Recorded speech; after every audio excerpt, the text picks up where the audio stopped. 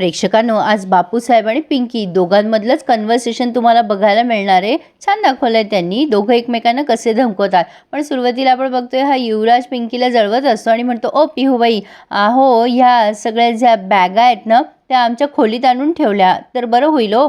आता पिंकीला जरा राग येत, पण युवराज मितालीला तिच्या समोर घेऊन जातोय आणि डॉल्बी असा हसतोय. आता ही चित्रा म्हणते, किती गोड वाटते हे सगळं, माझ्या नशिबात कधी असेल देवाचंच ठाऊक. आता पिंकी मात्र जळून जळून खाक झाली आहे बिचारी. पण आता पुढे आपण बघतोय सुशीलाबाई आल्यात बापूसाहेबांकडे आणि त्या म्हणतात, साहेब घाटवाडीच्या पोरीचं काय झालं, काही सांगता का नाही. आता बापूसाहेब म्हणतात की काय झालंय. बापूसाहेब काहीच बोलत नाही. सुशीलाबाई म्हणतात, बोलता का नाही काही.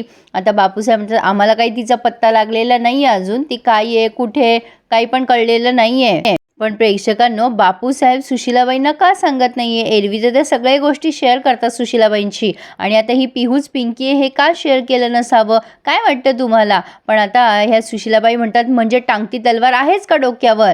बापूसाहेब म्हणतात, ती नाही येणार परत, आणि ती जरी का परत आली गावकरी तिला ठेचून मारतील हे तिला माहिती आहे. सुशीलाबाई म्हणतात, नाही नाही, ती तर आता परत इथं येताच कामा नाही, कारण एवढ्या मेहनतीनं मी युवराज आणि मितालीचं लग्न जमवलंय, मन वळवलंय त्यांचं, आणि याच्यात जर का कोणी खोडा घातला ना तर माझ्या इतकी वाईट बाई कोणीच नसेल, सांगून ठेवते मी तुम्हाला. आता धनंजय म्हणत असतो, बापूसाहेब पिंकी प्रकरण काही संपायला तयार नाही, पण पिहूचा बंदोबस्त करावाच लागेल, कारण ती पिहू हॉस्पिटलमध्ये जाऊन मेडिकल कॅम्पची चौकशी करते. तुम्हाला काही वाटत नाहीये का बापूसाहेब, काहीच टेन्शन येत नाहीये का. बापूसाहेब शांतपणे म्हणतात, नाही मला नाही येते टेन्शन, ती काहीच करू शकणार नाही, मला माहिती येते. आम्ही तिचा आवाज कायमचा दाबून टाकणार आहोत. तुम्ही टेन्शन घेऊच नका जावई बापू, आम्ही आहोत ना, आम्ही बघतो काय करायचं ते. तिचा कायमचा बंदोबस्त केलाच पाहिजे. आता इकडे पिंकी खूप रेस्टलेस होत असते. त्या मितालीचं आणि युवराजचं प्रकरण तिला असं वाटतंय वाढेल की काय, आणि ती मनात विचार करते की लवकरात लवकर मी काहीतरी करायला हवं. पिंकीचे आरोप सगळे मिटवायला माझे धनीच मदत करतील, पण माझ्या धनींना तर काहीच पडली नाही. ते तर सारखे त्या मितालीच्या मागे मागे करताय. ती मनाशीच विचार करते, नाही नाही, या बाईनं माझ्या धनींना माझ्यापासून हिसकावलं नाही पाहिजे. पण बापूसाहेबांचं काय. बापूसाहेब जर माझ्यापर्यंत पोहोचले तर मला बापूसाहेबांचा खेळ संपवावाच लागेल. आता ती बघते नीरी झोपली आहे, आणि तिला असं वाटतं की मितालीच्या खोलीत जाऊन बघावं, नाहीतर मग युवराजशी तरी जाऊन बोलावं, धनीची मदत घ्यावीच लागेल. असं म्हणून ती युवराजला शोधत असते सगळ्या घरामध्ये रात्री उठून, पण युवराज मात्र तिला कुठेच दिसत नसतो. आता ती जराशी बेचैन होऊन जाते, पण मग मितालीच्या रूम मध्ये शोधते, पण तिथेही युवराज नसतो. आणि जेव्हा ती वर येते तेव्हा तिथे बापूसाहेब तिला गाठतात आणि म्हणतात, काय सरपंच बाई, तुम्हाला पकडलंच का नाही, शेवटी शोधलंच आम्ही तुम्हाला. आता हे बापूसाहेब काय करतात प्रेक्षकांनो, पिंकीला ना त्यांना असं वाटत असतं की वरून ढकलून द्यावं जिन्यावरून, म्हणून ते जोरात पिंकीला धक्का मारतात. आणि असं करताना ते म्हणत असतात, आम्ही जातो आमच्या गावा, आमचा राम राम घ्यावा. आणि पिंकीला धक्का मारणार तेवढ्यात पिंकीच त्यांना वाचवते आणि म्हणते, आवरा वेगाला सावरा जीवाला, वय झालं तुमचं बापूसाहेब. मंद वाऱ्याची झुळूक जरी आली ना तरी भारी पडाल तुम्हाला, आणि म्हणे जातो आमच्या गावात. तुम्हालाच राम राम करायची वेळ आली असती बापूसाहेब. बापूसाहेब ओरडतात आणि सरपंच बाई. आता ही पिंकी टाळ्या वाजवायला लागते आणि म्हणते, बाकी मानलं तुम्हाला बापूसाहेब. आणि ती तोंडावर बोट ठेवून त्यांना शांत बसायला सांगत असते आणि म्हणते, हो येस, मी माय सेल्फ, मीच आहे पिंकी युवराज धोंडे पाटील, आडगावची सरपंच, तुमची सून मीच आहे. पण सासरे बुवा, तुमचं वय झालं बरं का. अहो पावलं डगमगतायत तुमची, हात दिले मी म्हणून, नाही तर तुमचा गेम झाला असता आज. बापूसाहेब म्हणतात की माझा गेम करणारा अजून जन्माला यायचा आहे. पिंकी म्हणते, अच्छा गजराज, अहो तुमचं नावातच गजराज आहे ना, पण वेळ आली ना की मुंगी सुद्धा हत्तीला भारी पडते, हे विसरत जाऊ नका. You just taking care. आता तुम्हाला वाचवलं मी, कारण तुम्ही माझ्या धनींचे वडील आहात म्हणून तुम्हाला वाचवलंय. मी माझ्या धनींच्या नात्याला आणि सगळ्याच नात्यांना महत्त्व देते, आणि दुसरं म्हणजे असं सहजासहजी नाही मरू द्यायची मी तुम्हाला. तुम्ही केलेल्या अपराधांची शिक्षा तुम्हाला भोगायला लावायची आहे मला बापूसाहेब. आणि ती बापूसाहेबाच्या खांद्याला हात लावते आणि म्हणते, काळजी घ्या बरं का बापूसाहेब, फिट आणि फाईन राहा. जाताना ती पुन्हा धमकवते आणि राग बघते त्यांच्याकडे आणि म्हणते, लवकरच तुम्हाला जेलमध्ये खडी फोडायला जायचंय गजराज धोंडे पाटील. पिंकी आता खाली जात असते तेव्हा बापूसाहेब तिच्या मागे मागे येतात आणि म्हणतात, अगं घरातनं बाहेर जातीयेस, पण आता कायमची निघून जा इथून. पुन्हा या घरात पाऊल टाकायचा प्रयत्न करायचा नाही. आता पिंकी तर बोलली, पण बापूसाहेबांची टर्न राहिली ना. आता ते पिंकीच्या समोर येतात आणि म्हणतात, परत जर या घरात पाऊल टाकलंस ना, तर या घरात तुला इतक्या मरण यातना देईल, इतक्या मरण यातना देईल ना, की तू तुझ्या मरणाची भीक मागशील माझ्याकडे. पिंकी म्हणते, मला मरण यातना भोगाव्या लागणार आहे की तुम्हाला? हो, लवकरच कळेल Bapusaheb. Don't underestimate power of Pinky Yuvraj Dhonde Patil. इथून परत जायला नाही आले मी, या घरात माझं स्थान परत मिळवायला आले मी. तुमचं खरं रूप दाखवायला आले मी जगाला. तर तुम्हाला शिकवीन चांगला धडा, कारण तुमच्या पापांचा भरलाय घडा. पण बापूसाहेब मोठ्यानं हसायला लागतात आणि म्हणतात, माझ्या पापांचा घडा भरलाय काय? अगं तो तर दुथडी भरून वाहतोय, आणि तू तू मला धडा शिकवणार काय?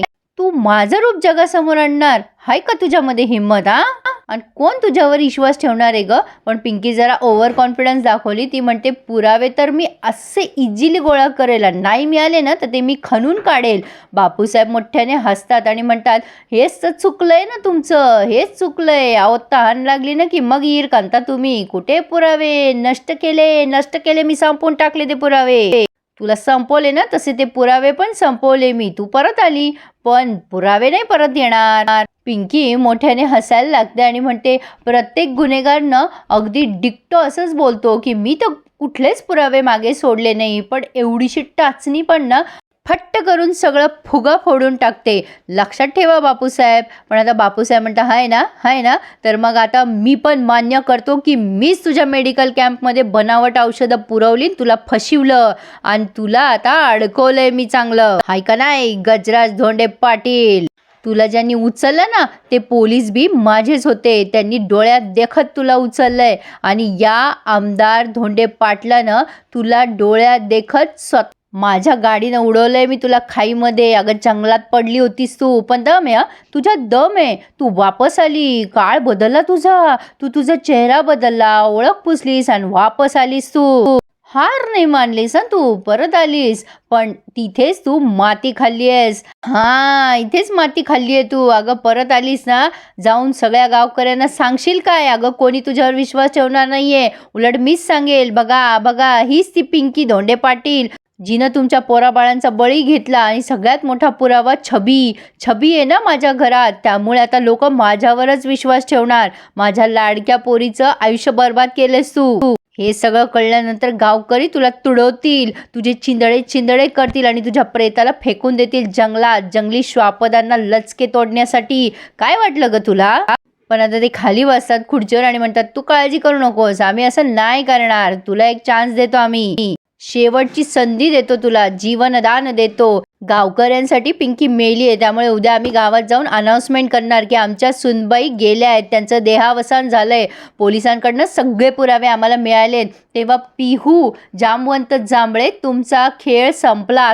आता लोक फक्त माझ्यावर विश्वास ठेवतील. पण चल, हा 25 लाखाचा चेक घे आणि तुला जे करायचंय ते कर. तुझं नवीन आयुष्य तयार कर. हे पैसे घ्यायचे, निघायचं आणि तुझं आयुष्य नव्याने सुरू करायचं. चल, देतो मी तुला संधी. आता पिंकी तो चेक हातात घेते आणि म्हणते, काय बापूसाहेब, फक्त 25 लाख रुपये? अहो, तुमच्या सुनेची एवढीच किंमत केली का तुम्ही? अरे ये तो बहुत नाइंसाफी आहे बापूसाहेब. अरे असं करते ती आणि म्हणते, एवढीच किंमत केली तुम्ही माझी? काय बापूसाहेब, लई दुर्दैवी माणूस निघालात तुम्ही. एवढंच ओळखलात तुम्ही तुमच्या सुनेला? फक्त 25 लाख का? आता ह्या 25 लाखात ती पिंकी स्वतःचा फोटो पण देणार नाही असं म्हणून तिने तो चेक फाडून टाकलाय. आणि बापूसाहेबांना तिचं नवलच वाटलंय. आणि प्रेक्षकांनो, इथे त्यांनी हा रिव्ह्यू पूर्ण केलाय. आणि आता पुढे आपण बघतोय, पिंकीने बापूसाहेबांना धमकवलंय की दसऱ्याच्या दिवशी एकीकडे रावण दहन होत असेल आणि दुसरीकडे मी तुमच्या पापाचा घडा फोडत असेल. तुम्ही वाटच बघा बापूसाहेब.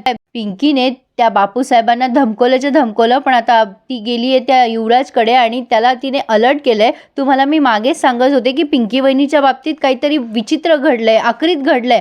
तुम्हाला त्याचा पत्ता लावावा असं वाटत नाही का? हे बघा, पिंकी वहिनीच्या बाबतीत फार मोठा भयानक प्रकार घडलाय आणि युवराज तिचं सगळं बोलणं सिरियसली ऐकत असतो. काय वाटतं प्रेक्षकांनो तुम्हाला? युवराज मदत करेल का या पिहूला? आवडतोय ना रिव्ह्यू? मग लाईक करायला आणि आपलं चॅनल सबस्क्राईब करायला प्लीज विसरू नका, कारण पुढचे सगळेच रिव्ह्यूज इंटरेस्टिंग होतील असं वाटतंय. खरी युवराज नक्कीच आता हे सगळं शोधून काढेल. So please subscribe my channel and enjoy my all reviews. धन्यवाद.